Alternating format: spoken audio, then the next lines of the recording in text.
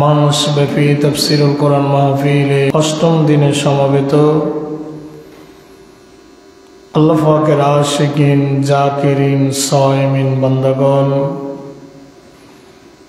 পর্দার আড়ালে অবস্থিত আমার পরম শ্রদ্ধেয় মা ও বোনেরা, সকলকে আবারও ইসলামিক সম্ভাষণ আসসালামু আলাইকুম ওয়া রাহমাতুল্লাহি ওয়া বারাকাতুহু। শুকর আদায় করি মহান রব্বুল ইজ্জতুল জালালের শাহী দরবারে, যে মহান আল্লাহ তাআলা পবিত্র মাহে রমাদানের আজকের এই অষ্টম দিবসে সালাতুজ যোহর বা জামাত আদায়ের পরে কোরআনের এই মাহফিলে আমাদেরকে বসার তৌফিক দান করলেন। সে মহান আল্লাহ তাআলার শুকর আদায় করি, সকলেই পড়ি আলহামদুলিল্লাহ। রব্বানা লাকাল হামদ হামদান কাসীরান তাইয়িবান মুবারাকান ফীহি ইয়া রাব্বি লাকাল হামদু কামা ইয়ানবাগি লিজালালি ওয়াজহিকা ওয়া আযীমি সুলতানিকা। আমরা আল্লাহর শুকর আদায় করেছি, আল্লাহ তাআলা কবুল করেন, সকলেই বলি আমিন। শুধু যে আল্লাহর শুকর আমরা আদায় করি তা কিন্তু না, তামাম মাখলুকাত সবাই আল্লাহর শুকর আদায় করে। কালকেও কথাটা বলেছি, কয়েকদিনে বলেছি, বারবার রিপিট করতেছি, এই জন্য আমাদের ভিতরে যেন এই জিনিসটা বদ্ধমূল না হয় যে মনে হয় শুধু আমরাই আল্লাহর ইবাদত করি, বরং আমরা আল্লাহর ইবাদতের চাইতে আল্লাহর নাফরমানিটাই বেশি করি।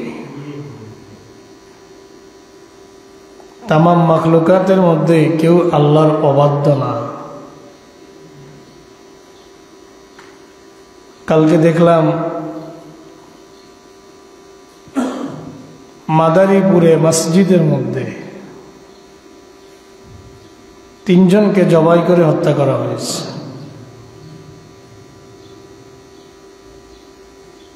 এই মাহে রমজানেও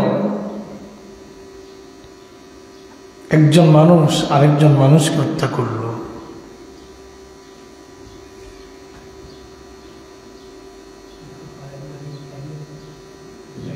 ছয় বছরের শিশু বোনের বাড়িতে বেড়াতে গেছে, বোনের শ্বশুর তাকে দর্শন করেছে, বোন জামাইও তাকে দর্শন করেছে। শিশুটির মরণপণ অবস্থার হসপিটালের মধ্যে এখন চিকিৎসাধীন অবস্থা আছে। কোথায় মানবতা, কোথায় মনুষ্যত্ব? আমরা দিন দিন মনে হয় যেন অসহিষ্ণু হয়ে যাচ্ছি, মানে কোনো কিছুই মনে হয় যেন আমাদের আর গায়ে সয় না। আমরা একটু থেকে একটু হলেই একজনকে তেড়ে যেতে, অপমান করতে, তার জীবন হানি করতে আমরা কুণ্ঠিত হই না।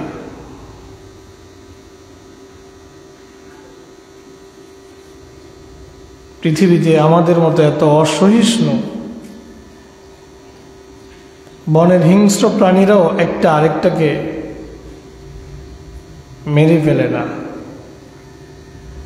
ঠিক কিনা? মাঝে মধ্যে দেখবেন কুকুরগুলাও রাস্তার মধ্যে একসাথে হাঁটে, দেখেন না এরকম?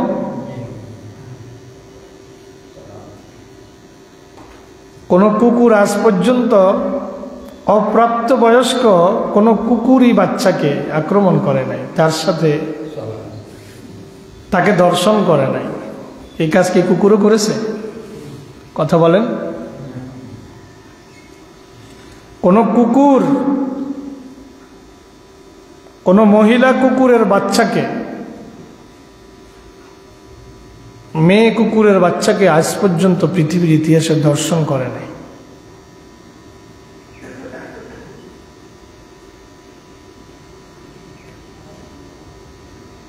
আর আজকে মানুষ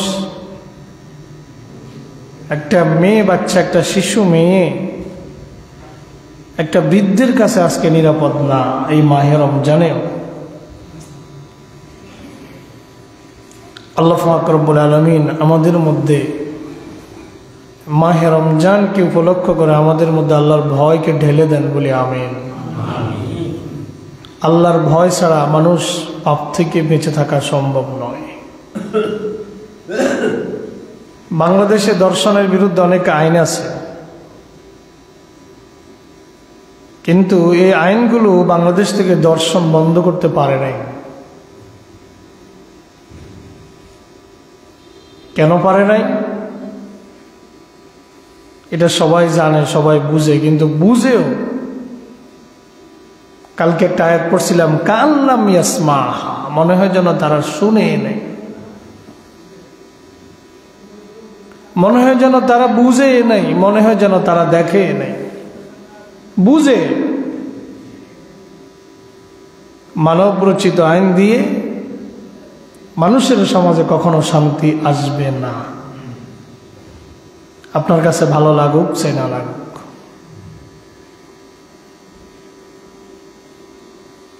মানব রচিত বিধান দিয়ে মানুষের সমাজে শান্তি আসবে না। আমরা এখানে যারা তাফসির শুনি, আমরা বিভিন্ন দলের মানুষ একত্রিত হয়ে তাফসির কায়েম করেছি এবং তাফসির শুনি। এই কোরআনটা কিন্তু কোনো দলের আলাদা কিতাব না, ঠিক কিনা? এই কোরআনটা কিন্তু সবার, ঠিক কিনা? যিনি আওয়ামী লীগ করেন তিনিও জান্নাতে যেতে চান, যিনি বিএনপি করেন তিনিও জান্নাতে যেতে চান।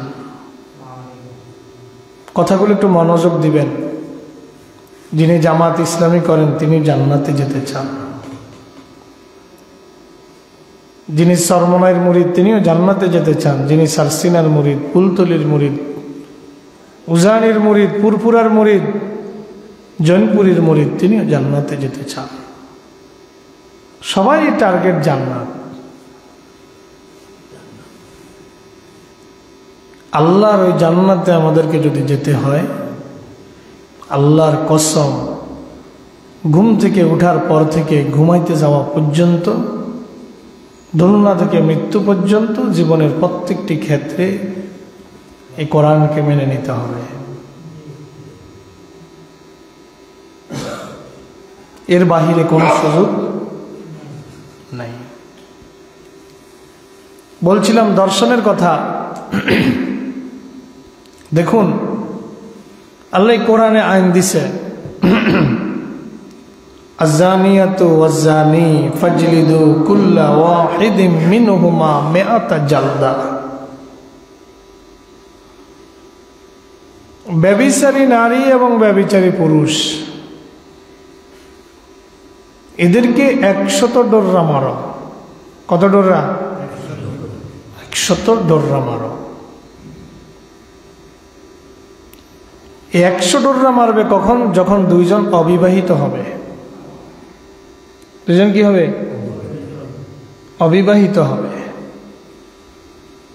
আর যখন বিবাহিত হবে তখন আইন কি? আশ-শাইখু ওয়াশ-শাইখাতু ইযা জানায়া,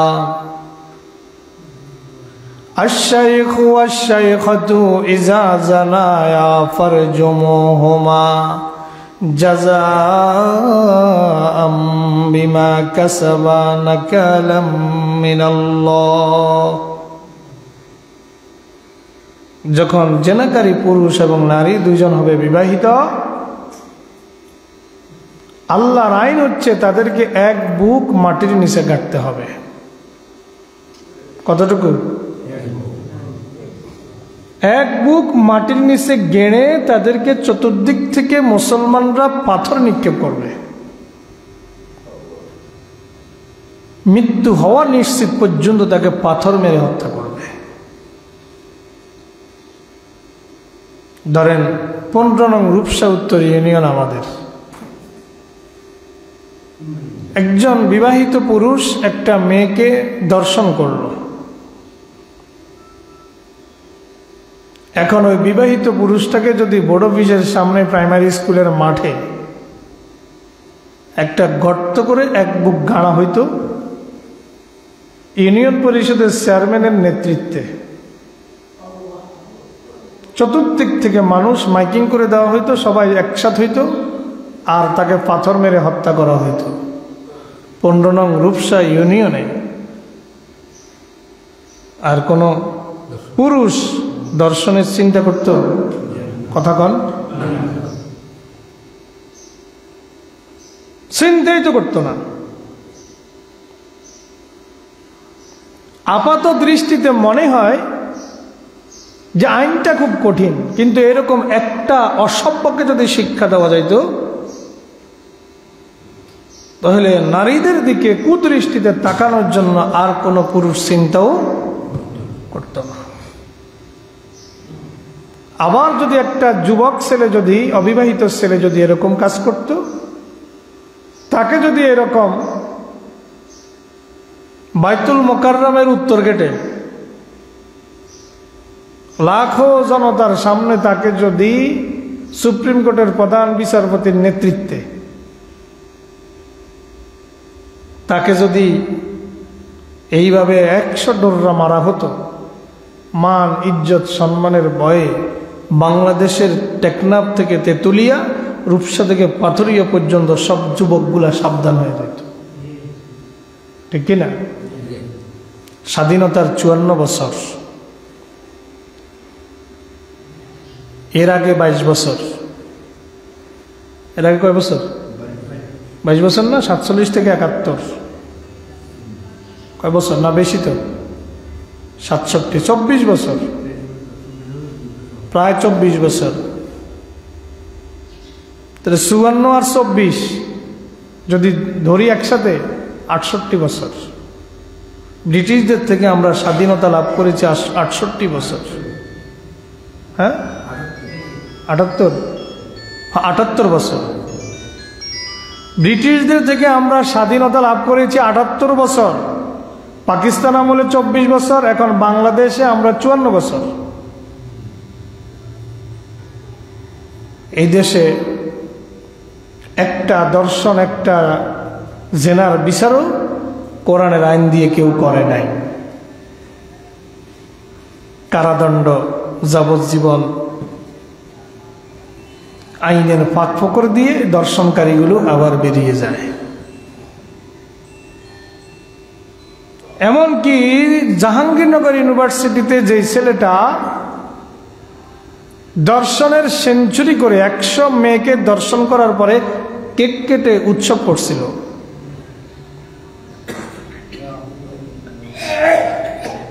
কি করছিল? 100 মেয়েকে দর্শনের পরে কেক কেটে উৎসব করছিল। কালকে দেখলাম ওই ছেলেটা এখন বাইরে, জামিনে মুক্ত।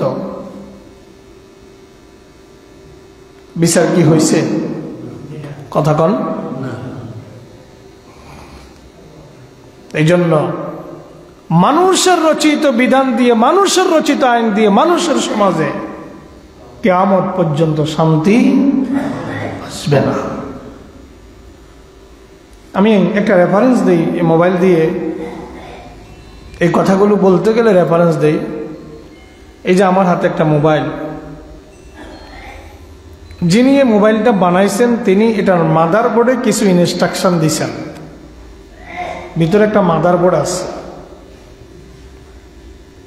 বুঝেন তো কথা আপনারা? কিছু ইনস্ট্রাকশন, কিছু নির্দেশনা দিছে। এই মোবাইলে যখন কল আসে, 2টা বাটন স্ক্রিনের মধ্যে উঠে, একটা হইল লাল, একটা হইল সবুজ। এখন কোম্পানি যে ক্যাটালগটা আমাদেরকে দিছে, ওই ক্যাটালগে বলা আছে যে তুমি যদি কল রিসিভ করতে হয় তাহলে সবুজটাতে ক্লিক দিতে হবে, চাপ দিতে হবে। কোনটাতে? সবুজটাতে। আপনি চিন্তা করলেন আমার মাথার ঘাম পায়ে ফেলানো টাকা দিয়ে, কষ্টে উপার্জিত টাকা দিয়ে আমি মোবাইল কিনছি, কোম্পানির কথা মানি না, টাকা আমার, মোবাইল আমার, আমার কথা মতো মোবাইল চলবে। আজ থেকে যত কল আসবে সবগুলো কল আমি লালটা দিয়ে রিসিভ করব, কল রিসিভ হবে। বুঝি কইতেছেন তো? এরপরে কিন্তু প্রশ্ন আইতেছে, আপনি এখন থেকে যদি আপনার মৃত্যু পর্যন্ত বা কেউ যদি কিয়ামত পর্যন্ত সিদ্ধান্ত নেয় আর হায়াত পায়, সিদ্ধান্ত নেয় যে আমি এখন থেকে সবুজটা দিয়ে কল রিসিভ করব না, রিসিভ করব লালটা দিয়া, আপনারাই ফতোয়া দিচ্ছেন যে কল রিসিভ হবে না। কেন হবে না? তার মাদারবোর্ডে দেওয়া আছে লালটা দিলে কল কাটা যাবে, রিসিভ হবে না। এই সামান্য মোবাইল যদি আপনি সামান্য টাকা দিয়ে, কয় টাকা দিয়ে কিনছেন? 15,000, 20,000, 30,000, 1 লাখ, 2 লাখ, 3 লাখ, এই তো। এই 2-3 লাখ 5 লাখ টাকার একটা মোবাইল আপনি আপনার কথা মতো চালাইতে পারেন না। একটা বস্তু, এটা একটা বস্তু, মানুষের তৈরি। এটা আপনি নিজের কথা মতো চালাইতে পারলেন না। কোম্পানি যিনি এটা তৈরি করেছেন, যে ইঞ্জিনিয়ার এটা বানিয়েছেন, তার ইনস্ট্রাকশনের বাহিরে আপনি এই মোবাইলটা চালাইতে পারলেন না। এমনকি আমি 5 লক্ষ টাকার মোবাইলের কথা বাদ দিলাম, ছোট ছোট কিছু মোবাইল আছে 1100, 1000, 1200 টাকা বাটন সেট। ওই 1000, 1200 টাকার একটা বাটন সেটও আপনি চাইলে আপনার নিজের মন মতো চালাইতে পারবেন না। একটা মোবাইল যদি আপনার মতো না চলে, যিনি তৈরি করেছেন তার নির্দেশনার বাইরে চালাইতে না পারেন, বিশ্ব জাহান যিনি সৃষ্টি করলেন, আমাকে আপনাকে মানুষ হিসাবে পৃথিবীতে যিনি খলিফা হিসাবে পাঠালেন, আর তিনি খলিফা পাঠাইয়া হযরত আদমকে বলে দিলেন, ফাইম্মা ইয়াতিয়ান্নাকুম মিন্নি হুদা, আদম যাও, পৃথিবীতে চলে যাও, তোমার সন্তানদের কাছে যুগে যুগে আমার কাছ থেকে হেদায়েত পৌঁছে যাবে। সুবহানাল্লাহ। কি পৌঁছে যাবে? ফামান তাবিআ হুদায়া, আমার হেদায়েতের অনুসারী যারা হবে, ফালা খাউফুন আলাইহিম, তাদের কোনো ভয় নাই, ওয়ালা হুম ইয়াহজানুন, তাদের কোনো চিন্তাও নাই। তিনি হেদায়েত দিয়া দিলেন, তিনি ইনস্ট্রাকশন দিয়া দিলেন, তিনি গাইডলাইন দিয়া দিলেন, তিনি গাইডবুক দিয়া দিলেন যে মানুষের সমাজে যদি চলতে হয়, শান্তি, মানুষের সমাজকে যদি স্থিতিশীল রাখতে হয়, মানুষের সমাজকে যদি দুর্নীতিমুক্ত রাখতে হয়, মানুষের সমাজ যদি চোর মুক্ত রাখতে হয়, মানুষের সমাজকে যদি ডাকাত মুক্ত রাখতে হয়, মানুষের সমাজকে যদি খুন রাহাজানি মুক্ত রাখতে হয়, তোমাদের রচিত আইন দিয়ে কোনো কাজ হবে না। আমি যে আইন দিয়েছি, আমার এই আইন যতক্ষণ পর্যন্ত বলবৎ না হবে ততক্ষণ পর্যন্ত শান্তি আসবে না। চোরের বিধান কোরআনে আছে না নাই? কথা কোন আছে না নাই? জেনার কথাটা বললাম, হত্যার বিধান কোরআনে আছে না নাই? তাহলে এইভাবে প্রত্যেকটা বিধান কিন্তু কোরআনে দেওয়া আছে। আপনি একজনের বিরুদ্ধে মিথ্যা অপবাদ দিলেন, একটা লোক সতী সাধ্বী একটা নারীর বিরুদ্ধে আপনি জেনার অপবাদ দিলেন, ওই অপবাদের শাস্তিটা পর্যন্ত কোরআনে দেওয়া আছে। তাহলে যেই কোরআন 1450 বছর আগে আমাদের কাছে পাঠানো হলো, আল্লাহ পাঠিয়ে ঘোষণা দিলেন, ওয়ানাজ্জালনা আলাইকাল কিতাবা তিবয়ানান লিকুল্লি শাই, নবী হে, আপনার কাছে এমন একটা কিতাব দিয়েছি যে কিতাবে আমি সব কিছুর বর্ণনা করে দিয়েছি। সুবহানাল্লাহ। অন্য আয়াতে বলেন, মা ফাররাতনা ফিল কিতাবে মিন শাই, এই কোরআনে আমি কিছু বাকি রাখি নাই। বান্দা, তোমার জিন্দেগিতে যা কিছুর প্রয়োজন হবে, মা ফাররাতনা ফিল কিতাবে মিন শাই, আমরা আল্লাহর কথা না শুনে আমরা লেনিনের কাছে গেলাম সংবিধান আনার জন্য, আমরা কার্ল মার্কসের কাছে গেলাম সংবিধান আনার জন্য, আমরা মানুষের রচিত মতবাদ তৈরি করলাম আমার দেশ চালাবার জন্য। কিন্তু আল্লাহ যে একটা গাইডলাইন দিলেন, যে গাইডলাইন দিয়ে নবী চালালেন 10 বছর, আর খোলাফায়ে রাশিদিন চালালেন 30 বছর। 40 বছরের খেলাফতের নমুনা আমাদের সামনে আল্লাহ পাক রেখে দিয়েছেন। সুবহানাল্লাহ। আপনারা জানেন ইতিহাস থেকে হযরত ওমর ইবনুল খাত্তাব অর্ধেকটা পৃথিবীর শাসনকর্তা ছিলেন, নাকি বানায় বলতেছি? ছিলেন কি না? অর্ধেকটা পৃথিবীর রাষ্ট্রনায়ক ছিলেন, রাষ্ট্রপ্রধান ছিলেন হযরতে ওমর রাদিয়াল্লাহু আনহু। আর কি ঘোষণা দিয়েছেন জানেন? ঘোষণা দিয়েছেন, পরাতের তীরে যদি একটা কুকুরও না খেয়ে মারা যায়, ওইটার জন্য আল্লাহর আদালতে আমি ওমরকে জবাব দিতে হবে। আচ্ছা, এই ফিলিংস, এই অনুভূতি সম্পন্ন একজন রাষ্ট্রপ্রধান কি বর্তমান পৃথিবীতে পাওয়া যাবে? কথা কন, পাওয়া যাবে? আমাদেরকে তো সেখানে ফিরে যেতে হবে, আমাদেরকে তো খোলাফায়ে রাশিদিনের আদর্শের কাছে ফিরে যেতে হবে। আমাদেরকে, আমরা যত তাড়াতাড়ি কথাগুলো বুঝবো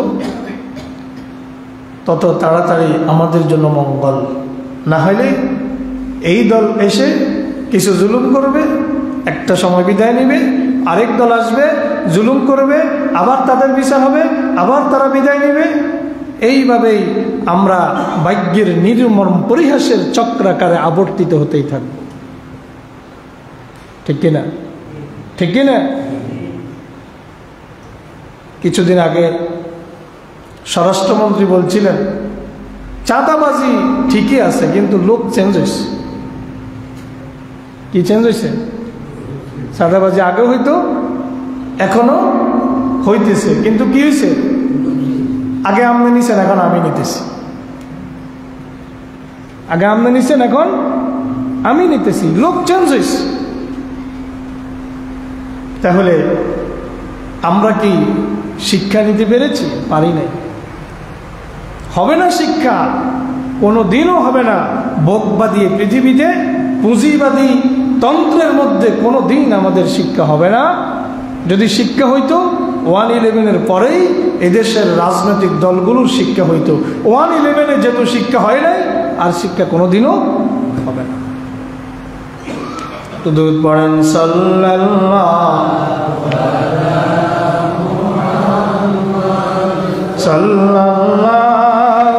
আলাইহি ওয়াসাল্লাম, সাল্লাল্লাহু আলা মুহাম্মাদ সাল্লাল্লাহু। আসুন আমরা ধারাবাহিক তাফসিরে চলে যাই।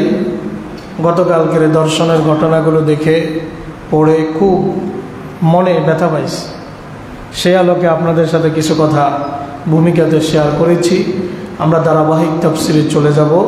আজকে আমাদের আলোচনা শুরু হবে সূরাতুল মারিয়াম 41 থেকে 50 নম্বর আয়াত। ইনশাআল্লাহ যেন শেষ করতে পারি, আল্লাহর কাছে তৌফিক কামনা করি। ওমা তৌফিক ইল্লা বিল্লাহ, সুবহানাকা লা ইলমা লানা ইল্লা মা আল্লামতানা ইন্নাকা আনতাল আলিমুল হাকীম। আসুন আমরা একটু তেলাওয়াত করি। বিসমিল্লাহির রহমানির রহিম। واذكر في الكتاب إبراهيم إنه كان صديقا نبيا إذ قال لأبيه يا أبت لم تعبد ما لا يسمع ولا يبصر ولا يغني عنك شيئا يا أبت إني قد جاءني من العلم ما لم يأتك فاتبعني أهدك صراطا سويا يا أبت لا تعبد الشيطان إن الشيطان كان للرحمن عصيا يا أبت إني أخاف أن يمسك عذاب من রহমান আযাবুম মিনার রহমানি ফাতাকুনা লিশ-শাইতানি ওয়ালিয়্যা। আল্লাহ পাক রব্বুল আলামিন সূরা মারিয়াম 41 নম্বর আয়াতে হযরত ইব্রাহিম আলাইহিস সালামের প্রসঙ্গ টান দিয়েছেন।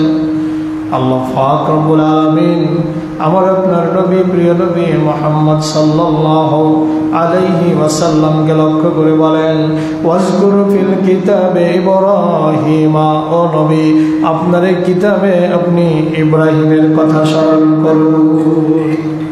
কার কথা? আপনার এই কিতাবে আপনি ইব্রাহিমের কথা স্মরণ করুন। ইন্নাহু কানা সিদ্দীকান নাবিয়্যা, নিশ্চয় তিনি ছিলেন একজন সত্যবাদী নবী, তিনি ছিলেন সত্যাশ্রয়ী, তিনি ছিলেন একজন নবী। এর আগে যদি আমরা লক্ষ্য করি, আল্লাহ পাক হযরতে ইব্রাহিম সম্পর্কে কোরআনে মাজিদের সূরা আলে ইমরান 33 নম্বর আয়াতে বলেন, ইন্নাল্লাহা আসতাফা আদামা ওয়া নূহান ওয়া আলা ইব্রাহিম ওয়া আলা ইমরান আলাল আলামিন। ইন্নাল্লাহা আসতাফা, নিশ্চয় আল্লাহ মনোনীত করেছেন, নির্বাচন করেছেন আদামা হযরত আদমকে, ওয়া নূহা হযরতে নূহকে, ওয়া আলা ইব্রাহিমা ইব্রাহিমের বংশধরকে। কার বংশধর? সবচাইতে বেশি নবী কিন্তু ইব্রাহিমের বংশে এসেছে। সুবহানাল্লাহ, সবচেয়ে বেশি নবী আসছে হযরত ইব্রাহিমের বংশ থেকে। হযরত ইব্রাহিমের দুই ছেলে ছিল, হযরতে সারার ঘরে হযরতে ইসহাক, হযরতে হাজারের ঘরে হযরতে ইসমাইল আলাইহিস সালাম। হযরতে সারা তার প্রথম স্ত্রী ছিলেন, হযরতে হাজার তার দ্বিতীয় স্ত্রী ছিলেন। হযরতে হাজার ছিলেন প্রথমত তার সারার কি দাসী ছিলেন। দাসী বাদী একই কথা, দাসী বা বাঁধি ছিলেন কে? হযরতে হাজার।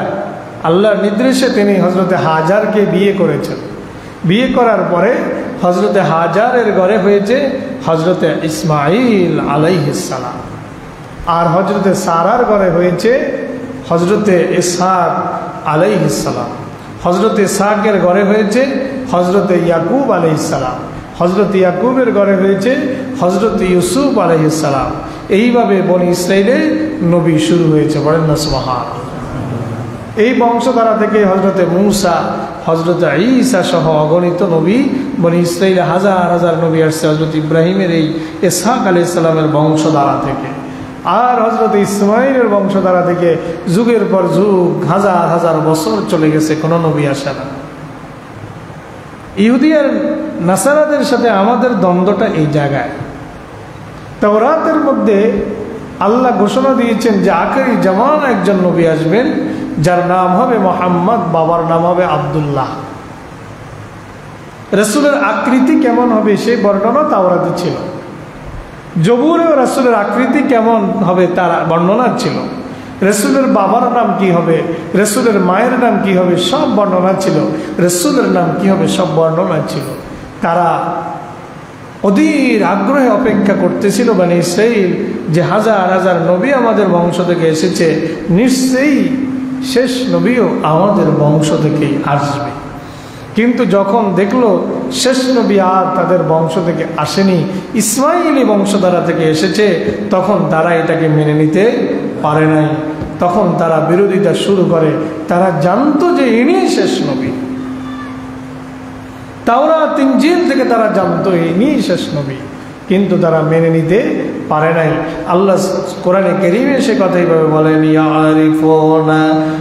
ইয়ারিফুনাহু কামা ইয়ারিফুনা আবনাআহুম। তারা নবী মুহাম্মদকে এমন ভাবে চিনত একজন বাবা তার সন্তানকে যেভাবে চিনে, একজন বাবা তার সন্তানকে যেভাবে চিনে, ইহুদি নাসারারা আমার নবী মুহাম্মদকে ঠিক এইভাবেই চিনত। কিন্তু তারা মেনে নিতে পারে না, একটাই কারণ, কেন তাদের বংশ থেকে আসে নাই। এজন্য আমি বলি, হজরতে ইব্রাহিম, হজরতে মুহাম্মদ সাল্লাল্লাহু আলাইহি সাল্লাম হচ্ছেন এক ঝিনুকের এক মুক্তা, এক ঝিনুকের এক মুক্তা। আর হজরতে ইসহাকের বংশধারা থেকে হাজার হাজার নবী এসেছে, এক ঝিনুকের হাজার মুক্তা। সুবহানাল্লাহ। কোনটা বড়? এক ঝিনুকে এক মুক্তা, এটার দাম বেশি না? কথা বলেন, এটার দাম বেশি না? এটার ওয়েট বেশি না? এটাকে পাল্লা উঠেলে তো ওজন বেশি। সুবহানাল্লাহ। কত মর্যাদাবান আমার নবী। সকল নবী আমাদের কাছে মর্যাদাবান, কিন্তু সবার চেয়ে শ্রেষ্ঠ জায়গায় যিনি অধিষ্ঠিত তিনি মুহাম্মদ সাল্লাল্লাহু আলাইহি ওয়াসাল্লাম। আল্লাহ পাক সূরা আলে ইমরানে বলেন, ওয়া আলা ইব্রাহিম, আমি ইব্রাহিমের বংশধরকে নির্বাচন করেছি, ওয়া আলা ইমরান আলাল আলামিন, আর ইমরানের বংশধরকেও আমি বিশ্বজাহানের উপরে মনোনীত করেছি। রিসালাতের জন্য, নবুয়তের জন্য আমি মনোনীত করেছি। যুররিয়াতাম বা'দুহা মিন বা'দ, আল্লাহ বলেন এরা একে অন্যের বংশধর। এই নবীর একজন আরেকজনের বংশধর, এদের সন্তানরা বংশানুক্রমে পরস্পরের সন্তান। আল্লাহু সামিউন আলিম, আল্লাহ সর্বশ্রোতা এবং তিনি মহা জ্ঞানী। এখন আপনারা যদি প্রশ্ন করেন, হুজুর হযরত ইব্রাহিম কি ইহুদি ছিলেন নাকি নাসারা ছিলেন? উত্তর হচ্ছে হযরত ইব্রাহিম ইহুদিও ছিলেন না, নাসারাও ছিলেন না। জবাবটা আল্লাহ তাআলাই কোরআনে মাজিদের সূরা আলে ইমরান ৬৭ নম্বর আয়াতে দিয়ে রেখেছেন। কারণ ইব্রাহিম আলাইহিস সালামের আলোচনা আসলে তো, যেহেতু কিতাব ৪টা আসছে, তাওরাত, জবুর, ইনজিল, কোরআন। জবুরের অনুসারী বর্তমান পৃথিবীতে নাই, ইনজিলের অনুসারী আছে এবং তাওরাতের অনুসারী আছে। তাওরাতের অনুসারী যারা, তারা হচ্ছে ইয়াহুদি, আর ইনজিলের অনুসারী যারা, তারা হচ্ছে নাসারা বা খ্রিস্টান। যদিও তাদের কাছে এখন অরিজিনাল তাওরাত খুঁজে পাওয়া যাবে না, নাই। যদিও তাদের কাছে আসমানি ইনজিল অবশিষ্ট নাই, তারা নিজেদের খেয়াল খুশি মতো ওখান থেকে বাদ দিয়েছে, নিজেদের খেয়াল খুশি মতো ইচ্ছা মতো নিজেদের কথা এটার মধ্যে ঢুকাইয়া দিয়েছে। তাদের এক দেশের আমেরিকার বাইবেলের সাথে আপনি ব্রিটেনের বাইবেলের কোনো মিল পাবেন না। তাদের মধ্যে নানান দল উপদলে বিভক্ত, এক একজনেরটা এক এক রকম, এক একজনেরটা এক এক রকম। অথচ কোরআনে মাজিদ, এই যে আমাদের বাংলাদেশের ছেলেরা সারা পৃথিবীতে ফার্স্ট হয়, তুরস্কে ফার্স্ট হয়, ইরানে ফার্স্ট হয়, তারপরে ইয়েমেনে ফার্স্ট হয়, সৌদি আরবিয়াতে ফার্স্ট হয়, কাতারে ফার্স্ট হয়, দুবাইতে ফার্স্ট হয়, বিভিন্ন পৃথিবীর দেশে প্রথম পুরস্কার নিয়ে আসে। এখানে যে কোরআন পড়তেছে ওখানে সেই একই কোরআন। সারা পৃথিবীর 100-200 দেশের ছেলেরা একসাথে প্রতিযোগিতা দেয়, সবার কোরআন তো একটাই। সুবহানাল্লাহ। কোনো বেশ কম আছে নাকি? আমাদের দেশের ছেলেরা পৃথিবীর বিভিন্ন দেশে গিয়ে খতমে তারাবিতে ইমামতি করে। কেউ কি আজ পর্যন্ত বলতে পেরেছে বাংলাদেশের কোরআন একটা, সৌদি আরবে আরেকটা? এটাই হচ্ছে কোরআনের মুজিজা। পড়ে না সুবহানাল্লাহ। আল্লাহ বলেন, মা কানা ইব্রাহিম ইয়াহুদিয়্যান ওয়ালা নাসরানিয়্যা ওয়ালাকিন কানা হানিফাম মুসলিমা। তোমাদের প্রশ্ন থাকতে পারে, ইব্রাহিম কি ইহুদি ছিল নাকি নাসারা ছিল?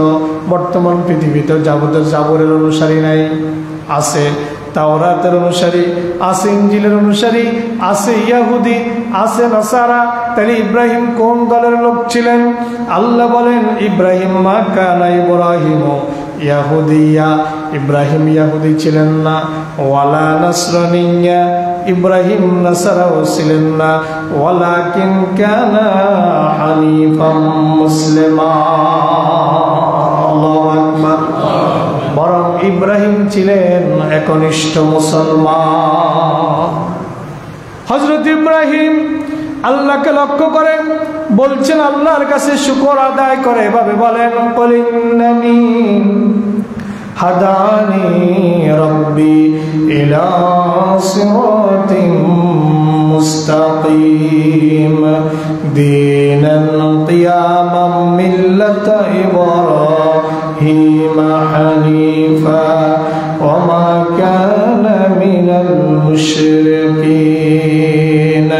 قل إن صلاتي ونسكي ومحياي ومماتي لله رب العالمين لا شريك له وبذلك أمرت وأنا أول المسلمين الله أكبر إنني هداني ربي আমার রব আমাকে হেদায়েত দিয়েছে قل إنني هداني ربي إلى صراط مستقيم আমার রব আমাকে সরল সঠিক পথের দিশা দিয়েছে হেদায়েত দিয়েছে দীনান কিয়ামান মিল্লাতা ইব্রাহিম হানিফা এটা হচ্ছে একনিষ্ঠ ইব্রাহিমের দ্বীন সুবহানাল্লাহ ওমা কানা মিনাল মুশরিকিন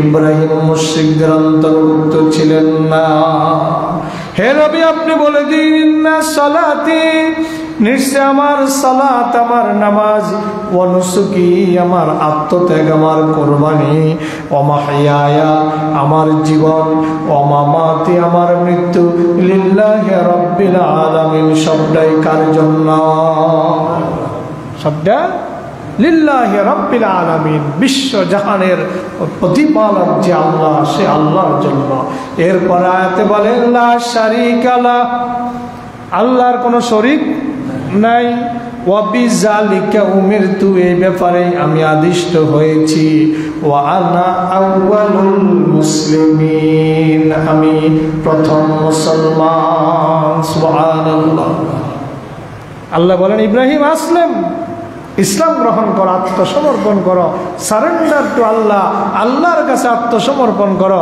ইব্রাহিম এক সেকেন্ডও দেরি না করে বলতেছেন আসলামতু লিরাব্বিল আলামিন বিশ্ব জাহানের যিনি অধিপতি যিনি রব যিনি স্রষ্টা যিনি পালনকর্তা আমি তার কাছে আত্মসমর্পণ করলাম সুবহানাল্লাহ আল্লাহ বলেন ওমা কানা মিনাল মুশরিকিন সূরা আলে ইমরান ৬৭ নম্বর আয়াত আল্লাহ বলেন ইব্রাহিম মুশরিকদের অন্তর্ভুক্ত ছিলেন না কুল সাদাকাল্লাহু ফাত্তাবিউ মিল্লাতা ইব্রাহিম ইব্রাহিম যে মুশরিক ছিলেন না এটাই সত্য কথা ইব্রাহিম এক সেকেন্ডের জন্য মূর্তি পূজায় ছিলেন না অথচ ইব্রাহিমের বাবা ছিলেন এক নম্বর মূর্তি পূজারী নমরুদের দরবারের নাম্বার 1 ব্যক্তি ছিলেন ইব্রাহিমের বাবা আজার উজিরে আজম ছিলেন তাফসীরে এসেছে আজকে সকালে তাফসীর ইবনে কাসির দেখেছি উজিরে আজম ছিলেন ইব্রাহিম আলাইহিস সালামের বাবা আজার ছিল নমরুদের দরবারের উজিরে আজম যেটার বর্তমান মিনিং হচ্ছে প্রধানমন্ত্রী আর নমরুদ ছিলেন রাষ্ট্রপতি বা বাদশা যাই বলেন উজিরে আজম ছিল ইব্রাহিমের বাবা এরপর হযরত ইব্রাহিম আলাইহিস সালামের উপরে বাবার এই কর্তৃত্ব প্রবল ক্ষমতা তাম পৃথিবীকে যে ৬০ জন কি করেছেন শাসন করেছেন এই ৬০ জনের একজন কিন্তু নমরুদ তাম পৃথিবী শাসন করছে কত বছর আগে আজ থেকে ৫ থেকে ৫,৫০০ বছর আগে প্রায় ৫,৫০০ বছর আগে গোটা পৃথিবী শাসন করেছে এরপরে হযরত ইব্রাহিম আলাইহিস সালামের উপরে তার কোনো কর্তৃত্ব তিনি খাটাতে পারেন না আল্লাহ সেই কথা বলছেন সূরা আলে ইমরান আয়াত নম্বর ৯৫ কুল সাদাকাল্লাহু ইব্রাহিমের ব্যাপারে আল্লাহ তোমাদেরকে যা কিছু বলছেন এটাই সত্য ইব্রাহিম মুশরিক ছিলেন না এটাই সত্য কথা আল্লাহ কি মিথ্যা বলতে পারেন আল্লাহ মিথ্যা বলতে পারেন না আল্লাহ নিজে বলেন ওমান আসদাকু মিনাল্লাহি হাদিসা আল্লাহর চাইতে বড় সত্যবাদী আর কেউ হতে পারে না। আমার কথা না কোরআন। কুল সাদাকাল্লাহু, বলে দিন আল্লাহ ইব্রাহিমের ব্যাপারে সত্য কথাই বলেছেন, সঠিক বলেছেন।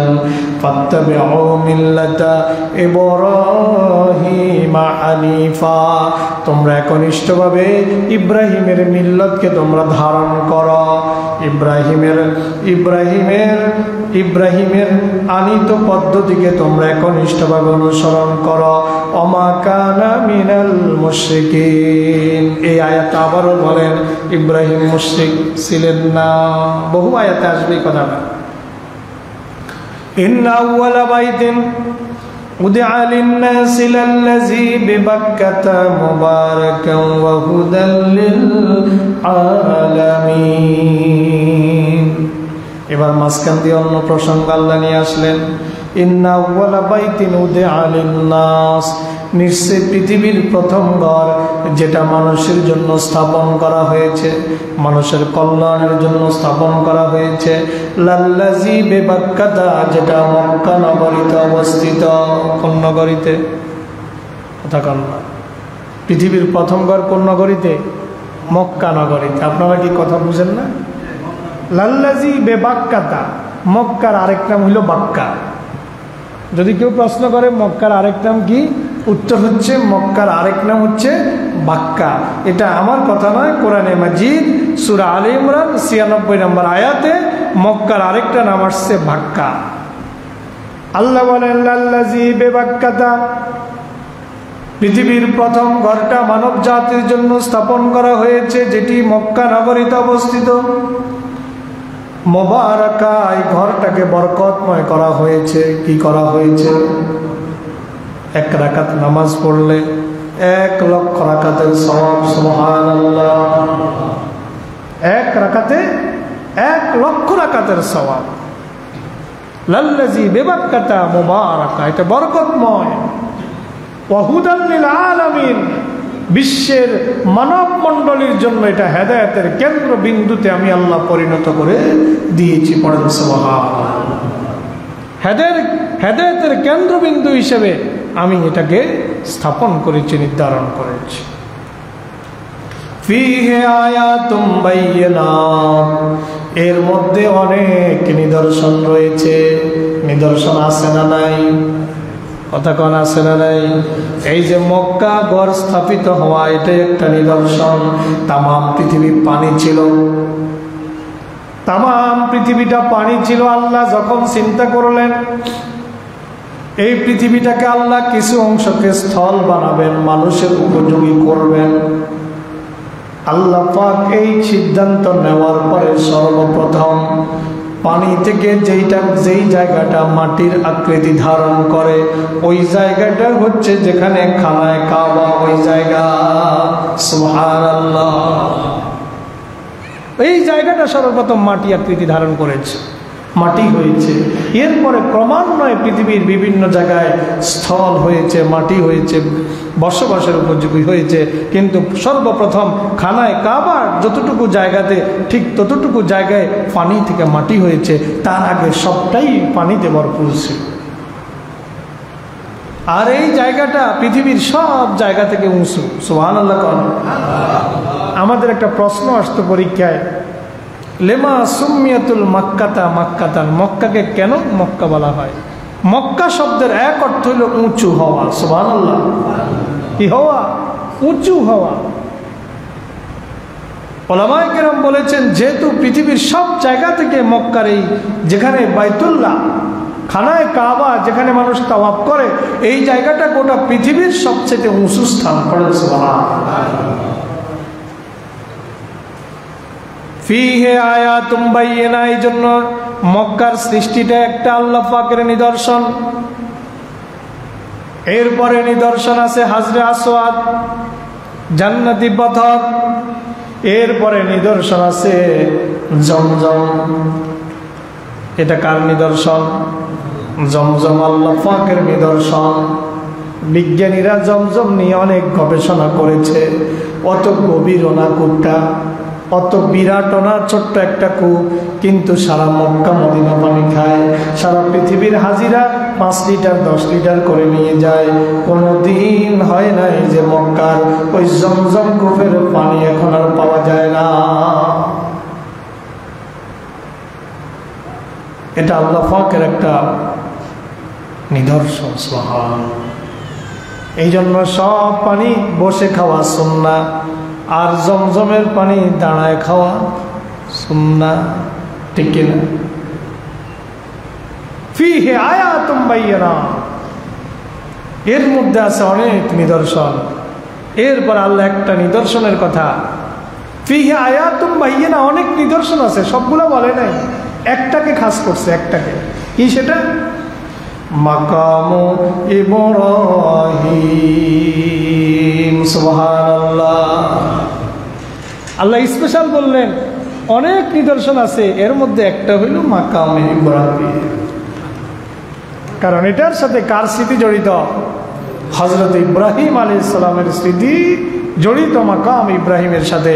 আপনারা যারা হজে গিয়েছেন আপনারা দেখেছেন একটা কাঁচের বক্সের ভিতরে মাকাম ইব্রাহিম, সেই পাথরটা, যে পাথরে দাঁড়িয়ে আল্লাহর নবী হযরত ইব্রাহিম আলাইহিস সালাম খানায়ে কাবার নির্মাণ করেছিলেন।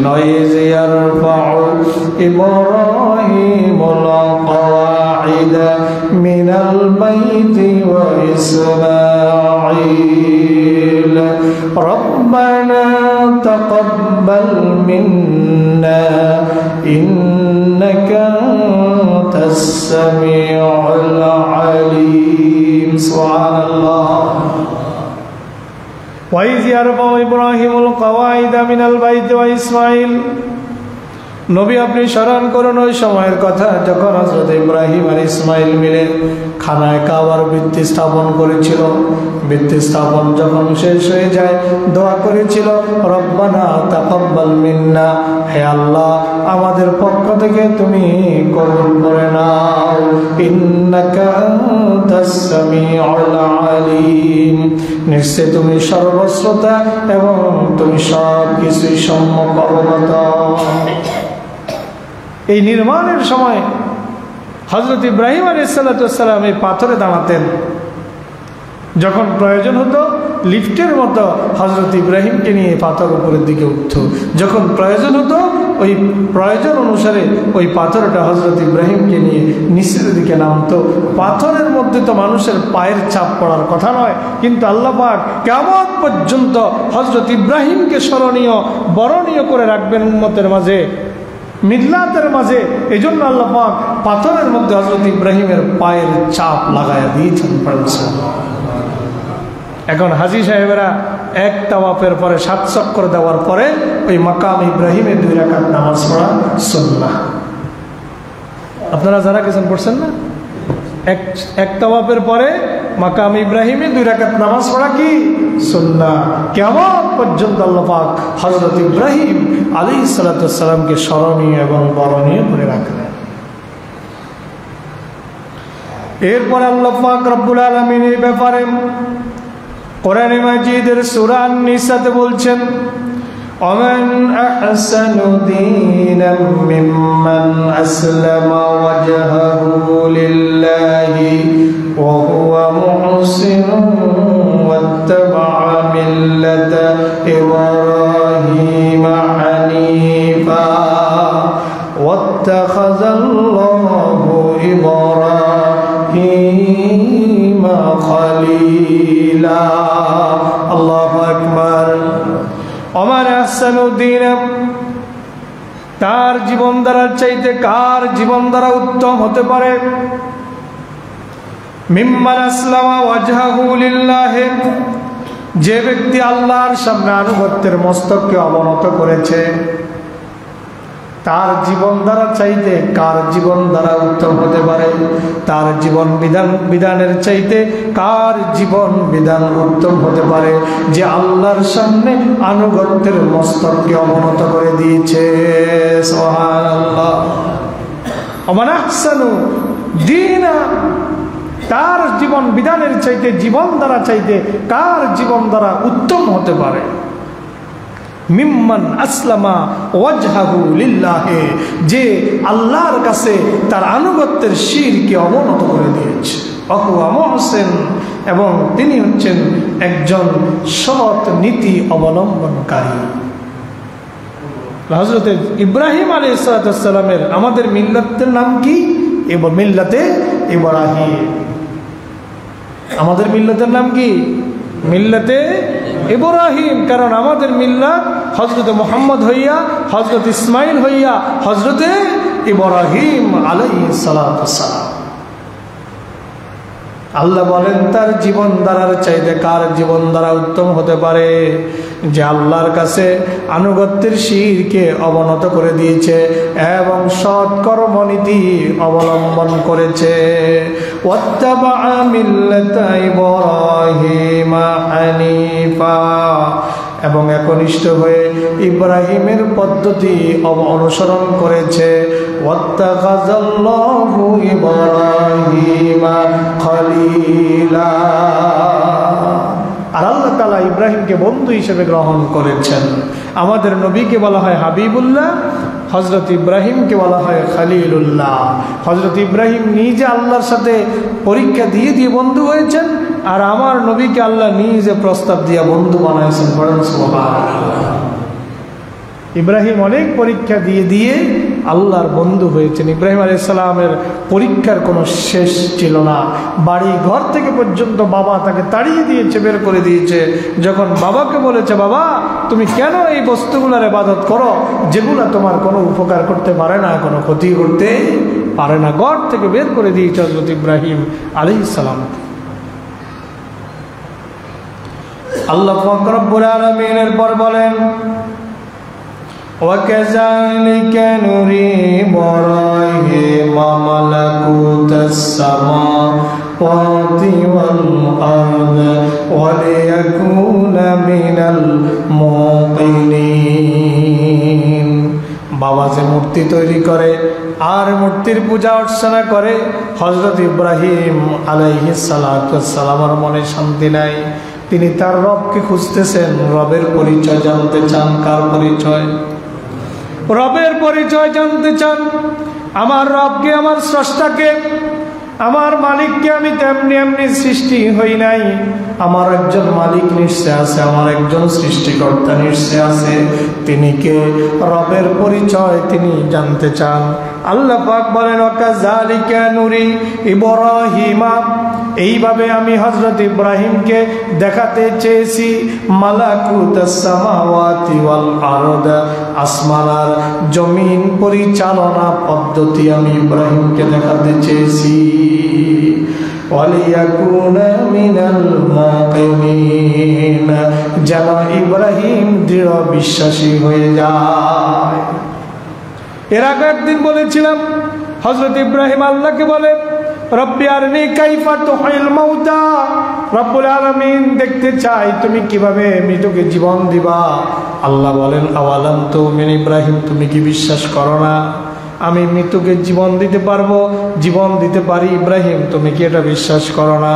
ইব্রাহিম বলে, ক্বালা বালা, অবশ্যই বিশ্বাস করি। ওয়ালাকিন লিয়াতমাইন্না কলবি, কিন্তু নিজের দুই চোখ দিয়া দেখা মনে একটু শান্তি পেতে চাই।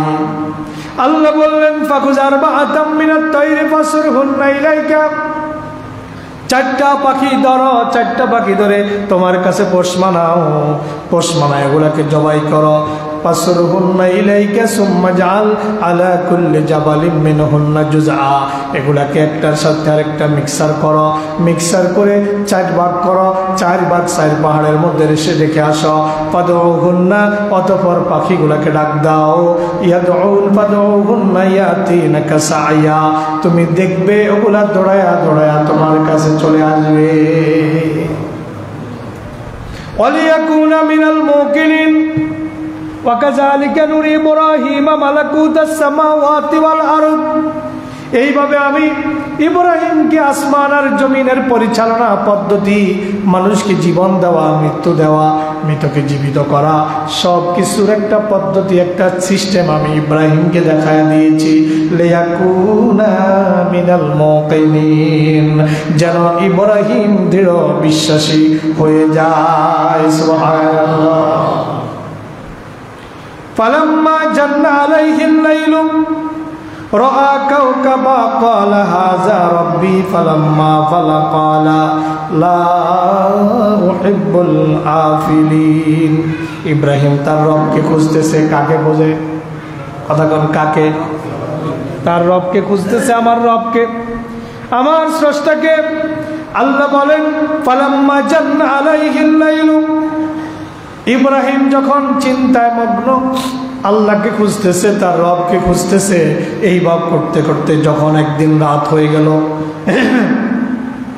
জান্না আলাইহিল লাইলু, রাত যখন তাকে আচ্ছাদিত করলো, তাকে চেয়ে গেল। রাআ কাওকাবা, আকাশের দিকে তাকালো, তাকিয়ে দেখলো একটা তারা মিটি মিটি করে জ্বলতেছে। ক্বালা হাযা রাব্বি, ইব্রাহিম বলল এটা তো দিনে দেখি নাই, রাতের আধারে যেটাকে দেখা যায় দিনে দেখা যায় না, রাতের গুটগুটে অন্ধকারে যাকে দেখা যায় নিশ্চয়ই এটাই আমার রব। রাআ কাওকাবা, যখন তারকা দেখলো, ক্বালা হাযা রাব্বি, এটাই আমার রব। ফালাম্মা আফালা, কিছুক্ষণ পর যখন তারকাটা অস্তমিত হয়ে গেল, তারকাটা ডুবে গেল, তারকা তো আর বেশি সময় থাকে না, সন্ধ্যা রাতের তারা বেশিক্ষণ চাঁদে আকাশে থাকে না। ফালাম্মা আফালা, যখন তারকাটি স্তমিত হয়ে গেল, ডুবে গেল, অস্তমিত যখন হয়ে গেল, ক্বালা, হযরত ইব্রাহিম বলেন লা উহিব্বুল আফিলিন, যেটা একবার উদিত হয় আবার অস্তমিত হয়, আমি এটাকে ভালোবাসি না, এটা আমার রব হতে পারে না।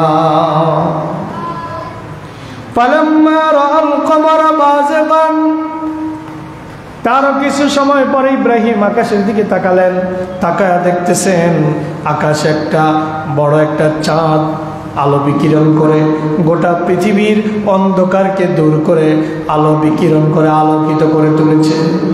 চাঁদের আলোর স্নিগ্ধতায় সারা পৃথিবী ছেয়ে গেছে।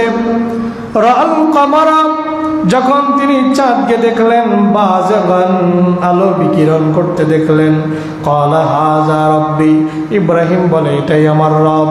ফালাম্মা আফালা ক্বালা লা ইল্লাম ইয়াহদিনি রাব্বি লাআকুনান্না মিনাল কওমিদ দাল্লিন।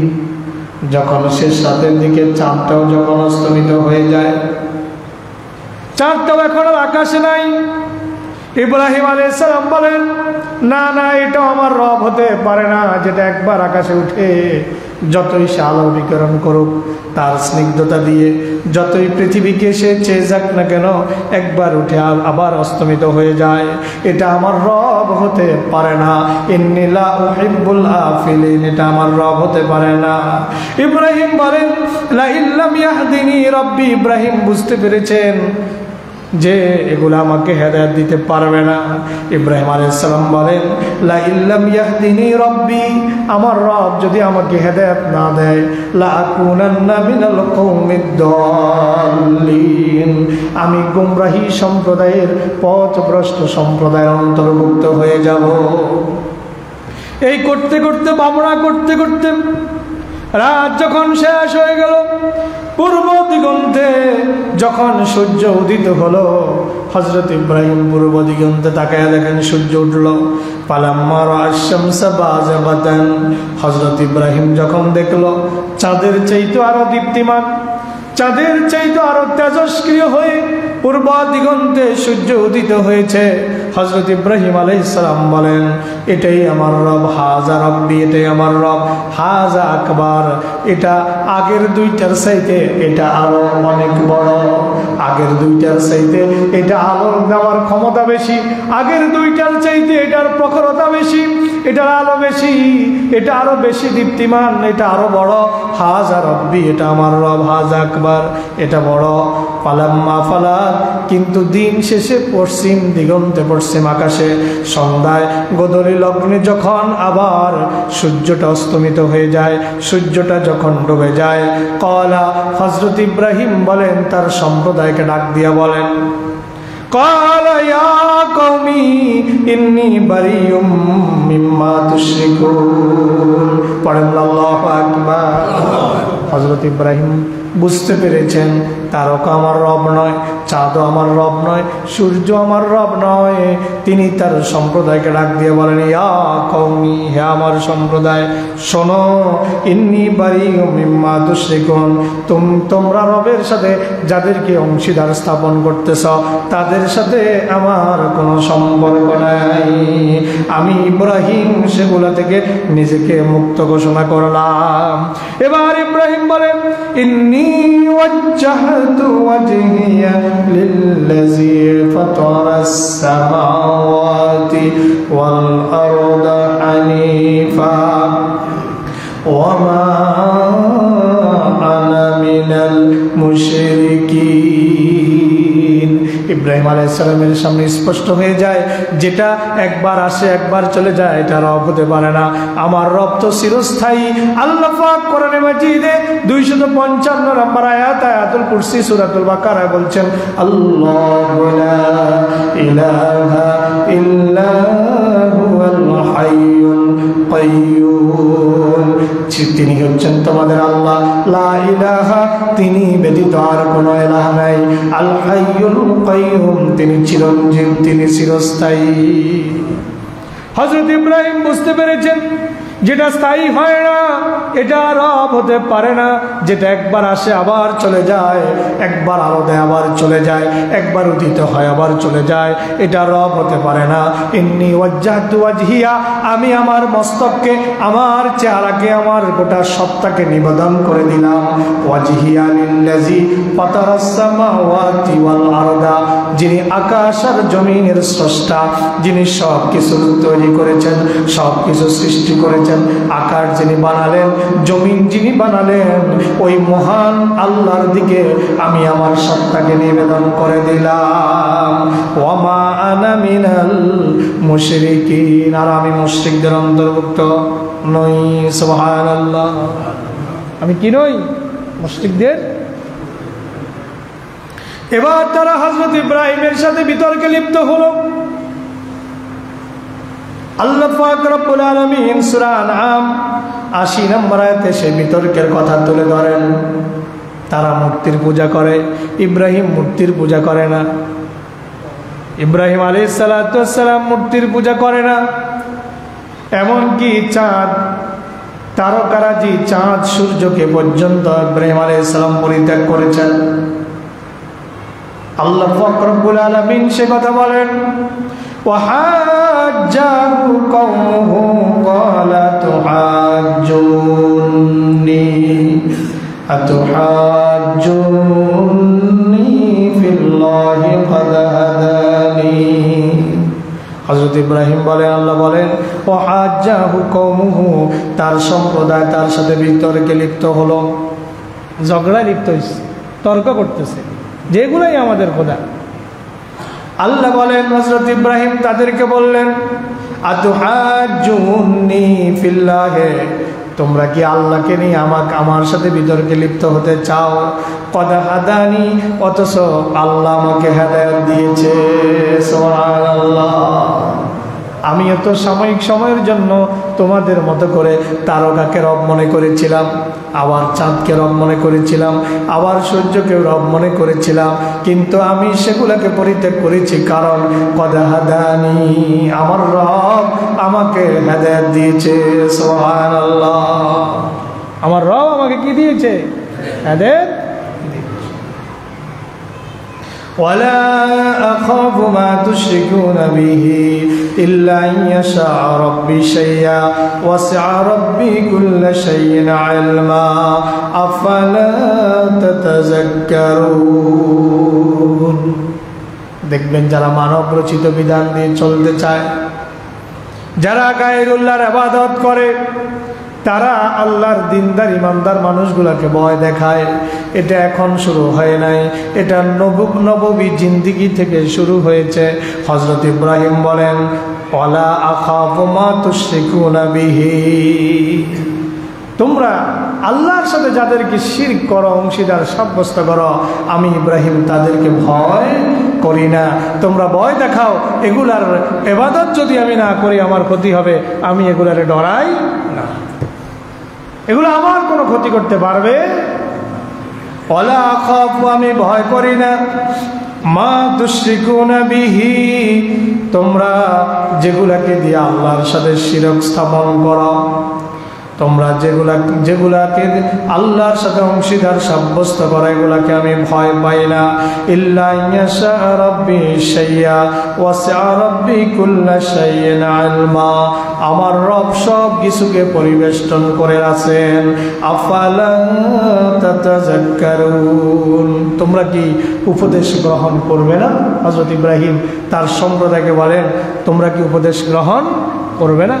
দেখেন, আগের আয়াতে বললেন, 80 নম্বর আয়াতে বললেন, লা আখাফু মা তুশরিকুনা বিহি, আল্লাহর সাথে তোমরা যাকে অংশীদার সাব্যস্ত করো আমি তাদেরকে ভয় করি না।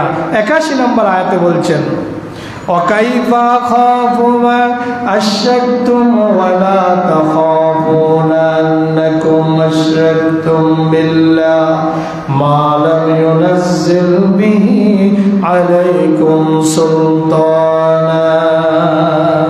ওয়াকাইফা আখাফু, কিভাবে আমি তোমাদের বানানো খোদাদেরকে ভয় করব।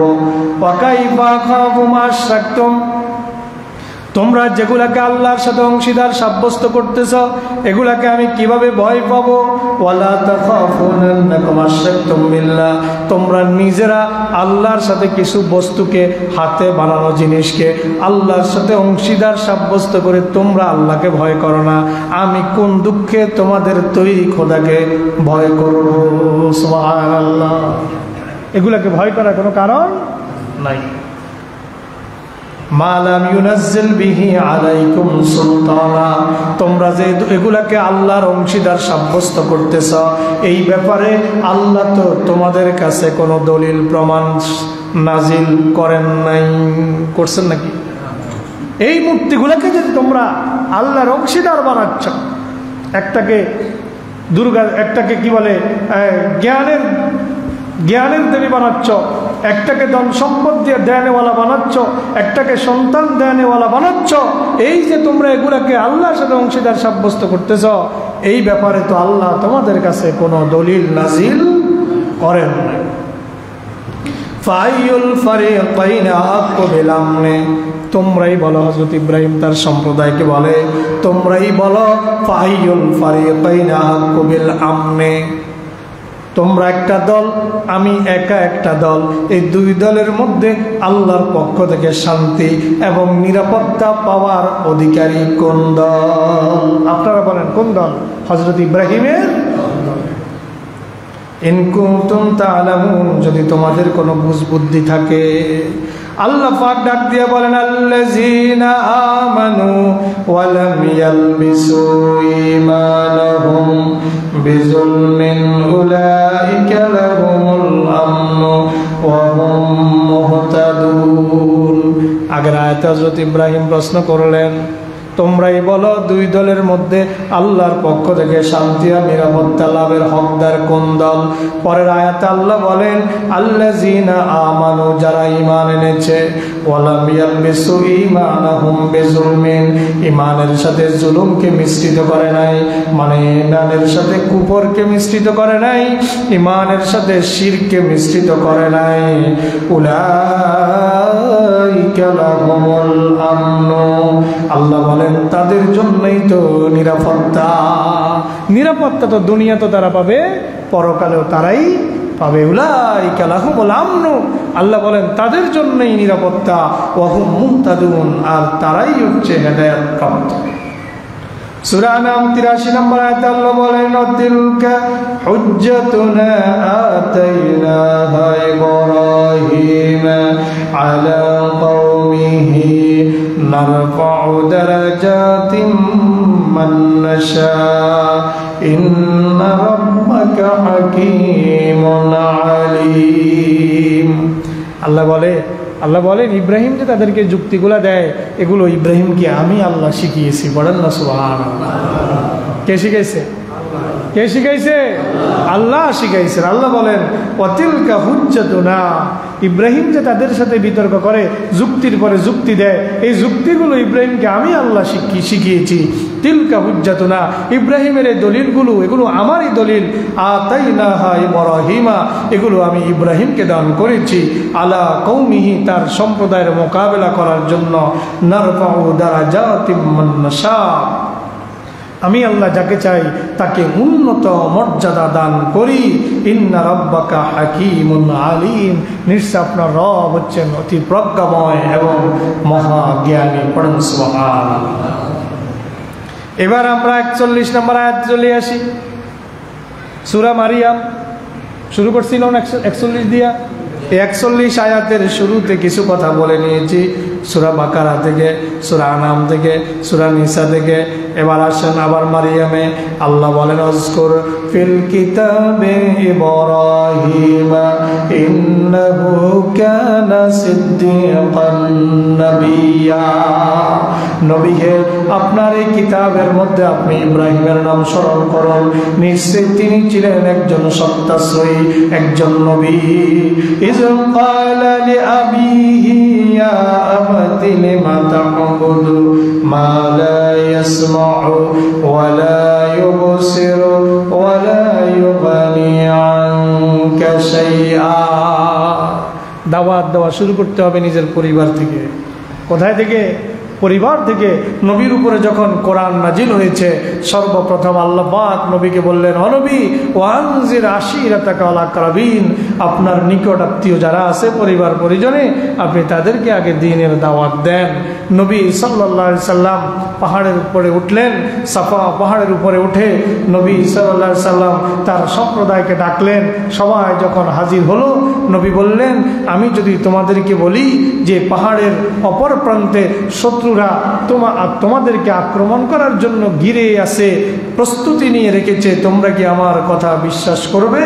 তারা এটা বলে নাই যে হ্যাঁ বিশ্বাস করবো, এটা বলে নাই, বরং তারা বলেছিল আমরা তোমাকে কখনো মিথ্যা বলতে দেখি নাই। পড়েন না সুবহানাল্লাহ।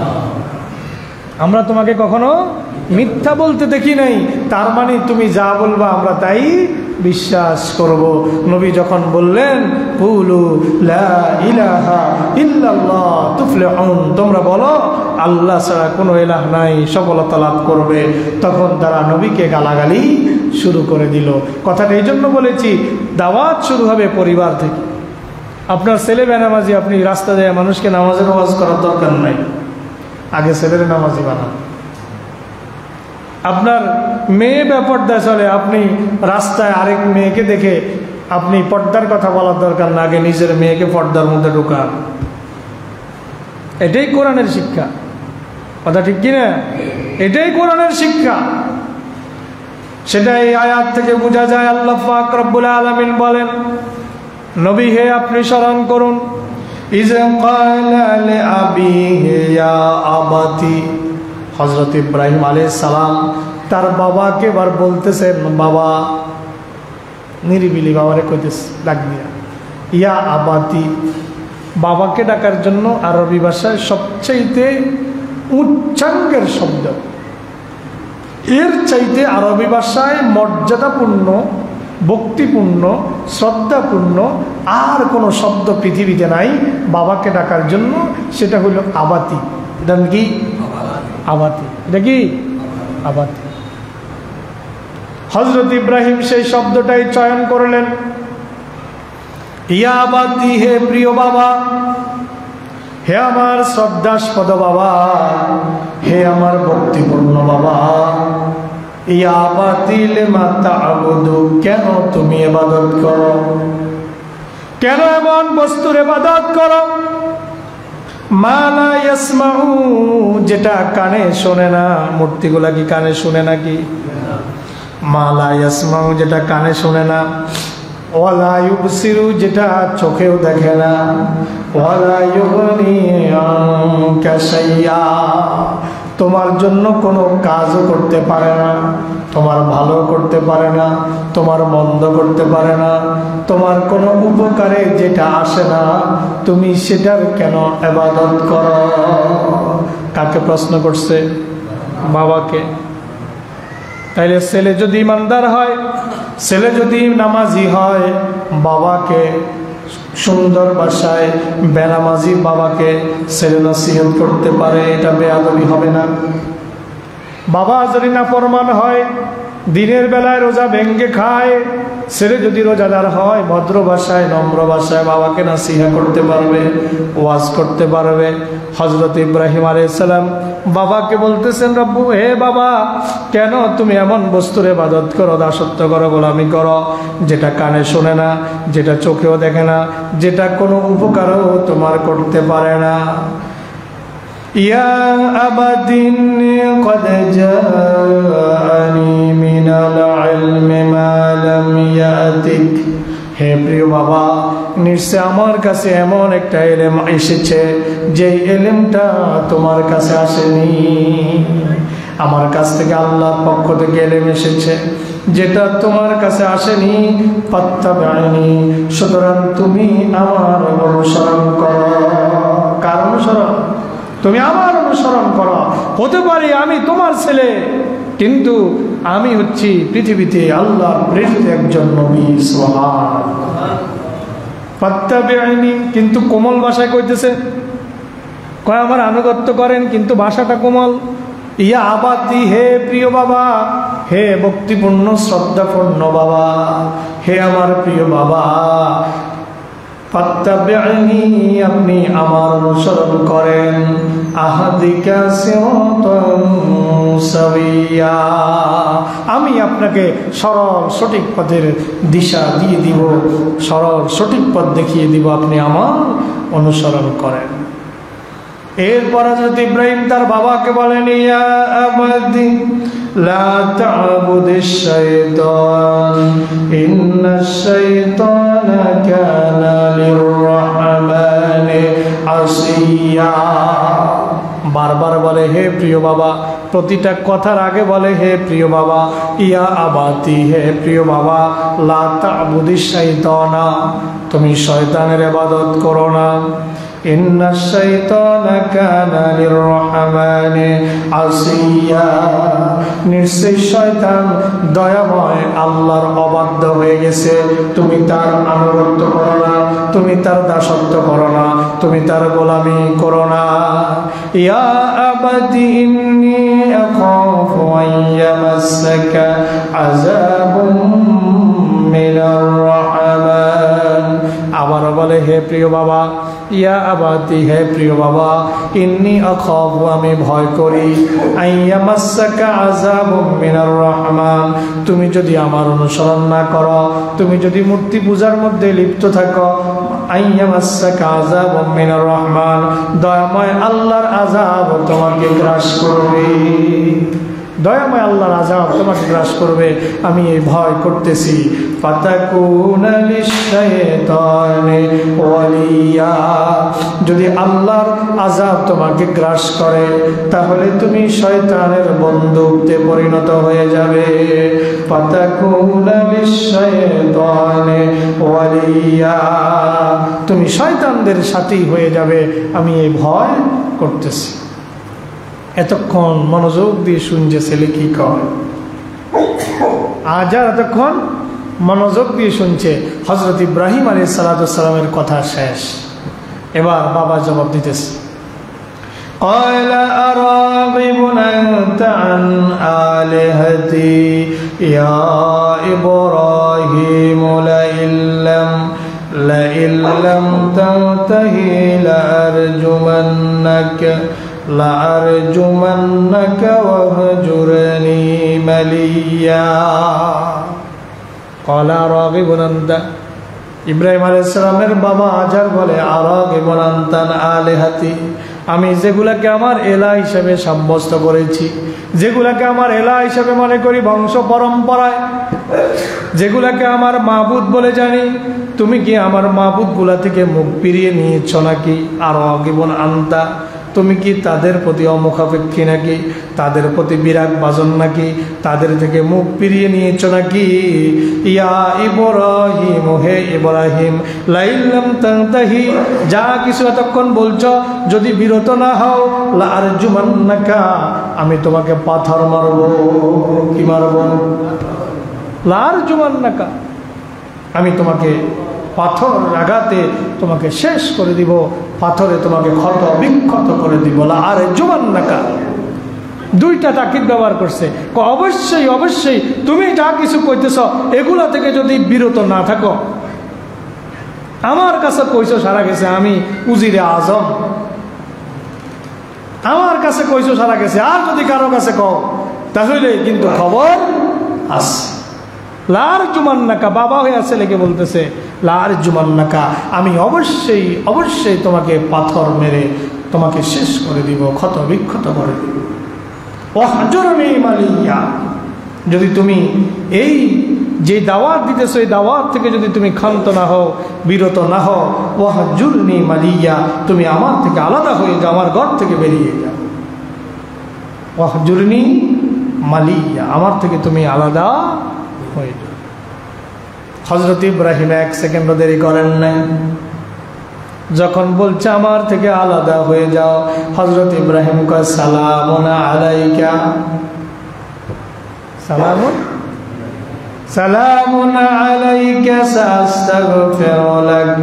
সাস্তাগফিরু লাকা রাব্বি ইন্নাহু কানা বি হাফিয়া। সালামুন আলাইকা, আপনাকে সালাম, আপনার প্রতি শান্তি বর্ষিত হোক। বিদায় বেলায় আসসালামু আলাইকুম সালাম দিয়া এখন ইব্রাহিম আলাইহিস সালাম চলে যায়, আর বলে সাস্তাগফিরু লাকা রাব্বি, আমার রবের কাছে আমি আপনার জন্য ক্ষমা প্রার্থনা করব। ইন্নাহু কানা বি হাফিয়া, নিশ্চয় আমার রব আমার প্রতি বড় দয়ালু। ইন্নাহু কানা রাব্বি কানা বি হাফিয়া, ইন্নাহু কানা বি হাফিয়া, নিশ্চয় আমার রব আমার প্রতি অনেক মেহেরবান। আমি আমার রবের কাছে আপনার জন্য ক্ষমা চাইব। ক্ষমা চাওয়ার অর্থ হচ্ছে আপনার জন্য হেদায়েত চাইব, কারণ কোনো কাফেরের জন্য ক্ষমা চাওয়া জায়েজ নাই। এখানে ক্ষমা চাওয়ার অর্থ হচ্ছে তার জন্য আল্লাহর কাছে হেদায়েত চাইব।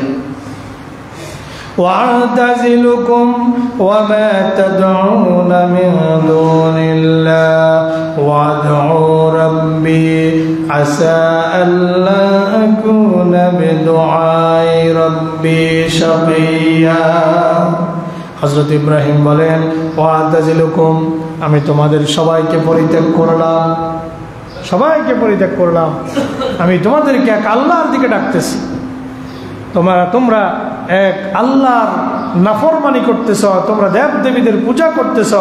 আতাজিলুকুম, আমি তোমাদের সবাইকে পরিত্যাগ করলাম। ওমা তাদউনা মিন দুনিল্লাহ, আল্লাহকে বাদ দিয়ে তোমরা যাদেরকে আল্লাহর আসনে বসায় দিয়েছ, আমি তাদের সাথেও আমার সম্পর্ক ছিন্ন করলাম। আমি তাদের সাথে আমার সম্পর্ক কি করলাম? ছিন্ন করলাম। ওয়াদউ রাব্বি, আমি তো আমার রবকে ডাকবো, তোমরা তোমাদের দেবদেবীকে ডাকতেছ। ওয়াদউ রাব্বি, আমি তো আমার রবকে ডাকবো। আসা আল্লাহ কুনা বিদুআই রাব্বি শাকিয়া, আমি আশা করি আমার রবকে ডেকে আমি ব্যর্থ হব না। সুবহানাল্লাহ, আল্লাহকে ডেকে কেউ কখনো ব্যর্থ হয় না যদি ডাকার মতো ডাকা যায়। وَإِذَا سَأَلَكَ عِبَادِي عَنِّي فَإِنِّي قَرِيبٌ أُجِيبُ دَعْوَةَ الدَّاعِ إِذَا دَعَانِ فَلْيَسْتَجِيبُوا لِي وَلْيُؤْمِنُوا بِي لَعَلَّهُمْ يَرْشُدُونَ। আল্লাহ পাক বলেন ওয়াইজা সালাকা ইবাদি আন্নি, হে নবী আমার সম্পর্কে যখন আমার বান্দা আপনাকে প্রশ্ন করে, ফাইন্নী করিব, নিশ্চয় আমি বান্দার নিকটে আছি। উজিবু দাওয়াতাদ দাঈ, আমি বান্দার প্রত্যেকটা ডাকে সাড়া দেই। সুবহানাল্লাহ। ফালিয়াস্তাজিবু লি, বান্দা যেন আমার ডাকে সাড়া দেয়, বান্দা যেন আমার ডাকে সাড়া দেয়। ওয়ালিউমিনু বি, বান্দা যেন আমার প্রতি বিশ্বাস রাখে। লাআল্লাহুম ইয়ারশুদুন, আশা করা যায় তবেই তারা সঠিক পথের দিশা পাবে। হযরত ইব্রাহিম বলেন, আসা আল্লাহ আকুনা বিদুআই রাব্বি শাকিয়া, আমি আশা করি আমার রবকে ডেকে আমি ব্যর্থ হব না। ফালাম্মা আতাযালাহুম ওয়া মা ইয়াবুদুনা মিন দুনিল্লাহি ওয়া হাবনা লাহু ইসহাকা ওয়া ইয়াকুবা ওয়া কুল্লান জাআলনা নাবিয়্যা। আল্লাহ পাক বলেন, যখন ইব্রাহিম তাদের থেকে দূরে সরে গেল, পৃথক হয়ে গেল, তাদের থেকে যখন ইব্রাহিম চলে গেল, ওমা ইয়াবুদুনা মিন দুনিল্লাহ, তাদেরকে যখন ত্যাগ করলো, তারা যেই সকল দেবদেবীর পূজা করে যখন সেগুলোকে ইব্রাহিম ত্যাগ করলো, ওয়াহাবনা লাহু ইসহাকা, আমি ইব্রাহিমকে দুইটা সন্তান দান করলাম, ইসহাকা ওয়া ইয়াকুব, ইসহাক এবং ইয়াকুব। এখন প্রশ্ন করতে পারেন, হুজুর ইয়াকুব তো হযরত ইব্রাহিমের সন্তান না, কিন্তু নাতি তো, বংশধর হিসাবে বলেছেন ওয়াহাবনা লাহু ইসহাকা ওয়া ইয়াকুব, আমি তার বংশধারা থেকে ইসহাককে দিয়েছি, ইয়াকুবকে দিয়েছি।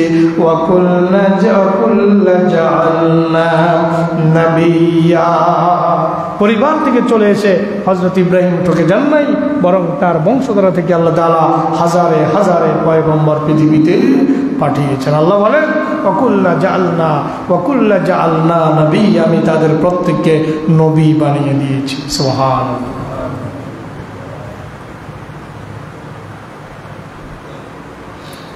وَوَهَبْنَا لَهُم مِّن رَّحْمَتِنَا وَجَعَلْنَا لَهُمْ لِسَانَ صِدْقٍ عَلِيًّا।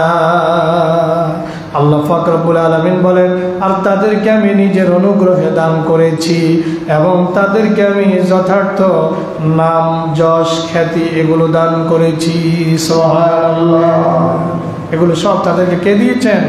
মহান আল্লাহ তাআলা দিয়েছেন। একটু জিকির করে লা ইলাহা ইল্লাল্লাহ, লা ইলাহা ইল্লাল্লাহ, লা ইলাহা ইল্লাল্লাহ, লা ইলাহা ইল্লাল্লাহ, লা ইলাহা ইল্লাল্লাহ মুহাম্মাদুর রাসূলুল্লাহ সাল্লাল্লাহু আলাইহি ওয়াসাল্লাম। এবার আসুন একটু সূরাতুল আম্বিয়াতে যাই। আল্লাহ পাক রব্বুল আলামিন হযরত ইব্রাহিম প্রসঙ্গে কি বলেন? আল্লাহ পাক রব্বুল আলামিন বলেন সূরা আম্বিয়া আয়াত নম্বর 52, ইয ক্বালা লিআবিহি ওয়া কওমিহি মা হাযিহি তামাসিলুল্লাতী আনতুম লাহা আকিফুন। এত কিছুর পরেও যখন তারা মূর্তি ত্যাগ করে না, হযরত ইব্রাহিমকে ধমক দিয়েছে পরিবার ছেড়ে দেওয়ার জন্য। হযরত ইব্রাহিম আলাইহিস সালাম পরিবার ছেড়ে চলে গেলেন। এরপরও তাদের বুদ্ধি শুদ্ধি হয় না। হযরত ইব্রাহিম সম্পর্কে পর্যায়ে আল্লাহ বলেন ইয ক্বালা লিআবিহি, যখন ইব্রাহিম তার বাবাকে বলল, ওয়া কওমিহি তার সম্প্রদায়কে বলল, মা হাযিহি তামাসিল, এই তামাসিলগুলা কি, এই মূর্তিগুলা কিসের, কি জন্য? আল্লাতী আনতুম লাহা আকিফুন, যেগুলার ভক্তিতে তোমরা গদগদ করতেছ, যেগুলার পূজা করার জন্য তোমরা একদম মজবুত হয়ে বসে আছো, কিছুতে এগুলাকে ছাড়তে রাজি হও না। তোমরা নিজেরাই দেখতেছো এগুলা কারো উপকার করতে পারে না, কানে শুনে না, চোখে দেখে না। এরপর আনতুম লাহা আকিফুন, তোমরা খুঁট ধরে বসে আছো এগুলার ইবাদত করার জন্য। এগুলার মধ্যে তোমরা কি পেয়েছো? তারা বলে ক্বালু ওয়াজাদনা আবাআনা লাহা আবিদিন, আমরা আমাদের পূর্বপুরুষদেরকে পেয়েছি তারা এগুলার ইবাদত করত। আমাদের দেশে বর্তমানে যারা পৌত্তলিক বর্তমান যারা মূর্তির পূজারী আছে আমাদের দেশে, তাদের কাছে জবাব একটাই, তারা বলবে আমাদের বাপ দাদাদের আমরা এগুলা করতে দেখেছি। قال لقد كنتم أنتم وآباؤكم في ضلال مبين। হযরত ইব্রাহিম আলাইহিস সালাম বলেন লাকাদ কুনতুম আনতুম, তাকিদ দিয়ে বলেন লাকাদ কুনতুম আনতুম ওয়া আবাউকুম, তোমরা এবং তোমাদের পূর্বপুরুষেরা ফি দালালিম মুবিন, সবাই সুস্পষ্ট গুমরাহিতে নিমজ্জিত ছিলে এবং আছো। এবার তাদের একটু মাথা একটু কাজ করলো, কি রে ঘটনা কি, ইব্রাহিম এইভাবে জোর দিয়া বলতেছে, কারণ কি এবার তারা ইব্রাহিম আলাইহিস সালামকে প্রশ্ন করে قالوا أجئتنا بالحق أم أنت من اللاعبين। أجئتنا بالحق, তুমি কি আমাদের কাছে কোনো সত্যের পয়গাম নিয়ে এসেছো? তুমি কি আমাদের কাছে কোনো সত্যের পয়গাম নিয়ে এসেছো? আম আনতা মিনাল লাইবিন, নাকি এমনি আমাদের সাথে ঠাট্টা মশকরা করো? হযরত ইব্রাহিম কয় এবারই তো সুযোগ, একটু নরম হয়েছে দেখা যায়, একটু জানতে চাই দেখা যায়, এবারই মুখ্যম কথাটা বলা সুযোগ। হযরত ইব্রাহিম বলেন ক্বালা বার রাব্বুকুম রাব্বুস সামাওয়াতি ওয়াল আরদ আল্লাযী ফাতারাহুন্না ওয়া আনা আলা যালিকুম মিনাশ শাহিদিন। ক্বালা বার রাব্বুকুম, বরং তোমাদের রব, তোমাদের রব তো তিনি যিনি আসমানের রব, যিনি জমিনেরও রব। পড়েন না সুবহানাল্লাহ। যিনি আসমানের রব, যিনি জমিনের রব, তিনি তোমাদের রব। আল্লাযী ফাতারাহুন্না ওয়া আনা আলা যালিকুম মিনাশ শাহিদিন, তোমরা যে জিনিসগুলো বানাইছো এগুলোরও তিনি রব। সুবহানাল্লাহ। এগুলো বানাইছে কি দিয়া? মাটি দিয়া। অথবা বানাইছে কি দিয়া? পাথর দিয়া। তো মাটি আর পাথর কার সৃষ্টি? কথা কন। যেগুলাকে আল্লাহর সমকক্ষ বানায় ওগুলা বানাই তো আল্লাহর সৃষ্টির প্রয়োজন হয়। মাটি লাগে, পাথর লাগে, খের লাগে, বাঁশ লাগে। বাঁশ ছাড়া কি দাঁড়া করানো যায়? কথা কয় না। লাগেনি? বাঁশ লাগেনি? বাঁশও লাগে, খেরও লাগে, মাটিও লাগে। সব কিছু কার সৃষ্টি? আল্লাহর সৃষ্টি। হযরত ইব্রাহিম বলেন ওয়ানা আলা যালিকুম মিনাশ শাহিদিন, আমি তোমাদের সামনে দাঁড়িয়ে সাক্ষ্য দিচ্ছি তোমাদের রব হচ্ছেন মহান আল্লাহ, যিনি আসমানেরও রব, যিনি জমিনেরও। ওয়াতাল্লাহি লা আকিদান্না সালামাকুম বাদা তুওয়াল্লু মুদবিরিন। এবার হযরত ইব্রাহিম তার একটা কৌশলের কথা বলেন। আল্লাহ, আল্লাহর কসম, লা আকিদান্না, আমি একটা কৌশল করব, আমি একটা ব্যবস্থা গ্রহণ করব, আসনামাকুম, তোমাদের মূর্তিগুলার একটা বিহিত আমি করেই ছাড়ব। কি কয় হযরত ইব্রাহিম আলাইহিস সালাম? বলে আমি তোমাদের এই মূর্তিগুলার একটা বিহিত করেই ছাড়ব। বাদান তুওয়াল্লু মুদবিরিন, যেদিন তোমরা এই শহরে থাকবা না, এলাকায় থাকবা না, যেদিন তোমরা অনুপস্থিত থাকবা, ওই দিন আমি এক ব্যবস্থা করব। সেই ব্যবস্থা কি? সে আলোচনা ইনশাআল্লাহ আগামীকালকে থাকবে। আপনাদেরকে আসার আমন্ত্রণ জানিয়ে আজকের কথা এখানে শেষ করব। ওমা আলাইনা ইল্লাল বালাগ, হাযা মা ইনদি ওয়া ইলমু ইনদাল্লাহ। আসসালামু আলাইকুম ওয়া রাহমাতুল্লাহ।